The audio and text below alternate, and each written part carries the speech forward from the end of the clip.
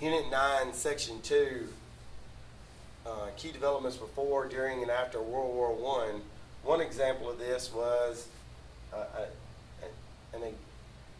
the Jazz Age itself. And this was a modern form of cultural expression.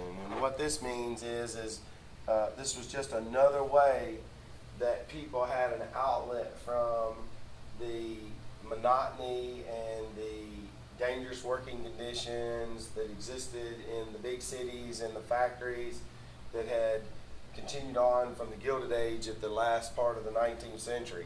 And so one of these coming out of World War I is the introduction of jazz.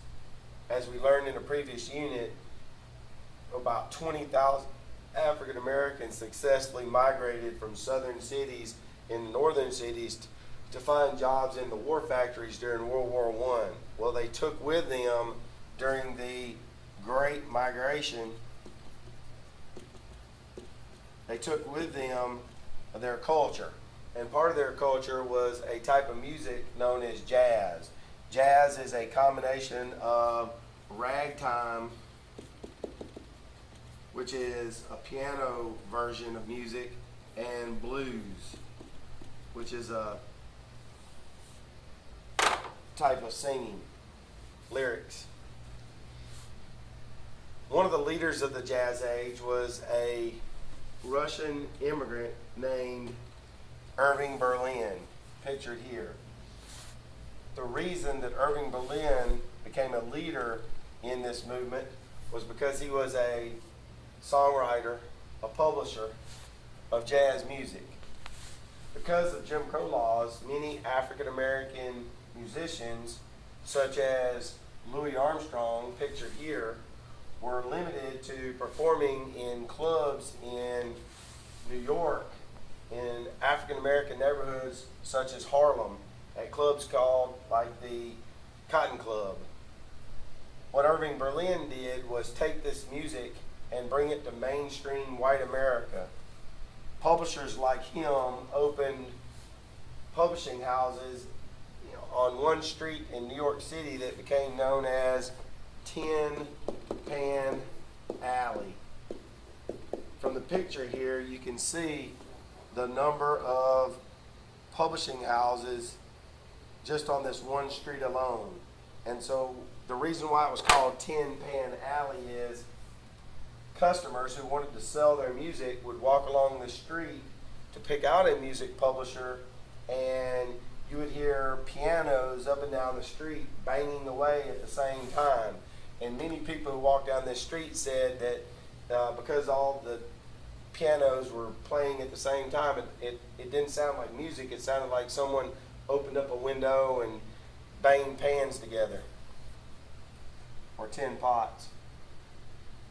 Louis Armstrong was a famous African American musician, and he was a band leader and a very famous trumpet player. To show you the ability that he had, it was quoted by people who listened to him play that his trumpet sounded like a human voice. And he played the trumpet without any sheet music. He just played it by ear. And his nickname became Satchmo, and most people believe he is the most influential musician of the Jazz Age. Because of the Great Migration during World War I and the fact that 20,000 African Americans moved northward into northern cities to take war jobs, one particular neighborhood grew in African American prominence, and that was Harlem, New York. And the African Americans that moved there, many of them were talented writers and talented musicians and artists, and this became the center of African American culture in the United States. This period of time became known as the Harlem Renaissance. One of the leaders of the Harlem Renaissance was a poet named Langston Hughes, pictured here. Langston Hughes wrote poetry, and the subject of his poetry was either hope or pride. And the idea was that through his writing that he would bring hope to African Americans for the future, or that he would bring pride to African Americans about their past. When you think about it, African Americans had not had such a great past in our history with slavery, and Langston Hughes and Zora Neale Hurston and others that played a tremendous role in the Harlem Renaissance did not want African Americans to forget what had happened in the past, but to embrace that and hope that the future would be better. This concludes Unit 9, Section 2, The Jazz Age.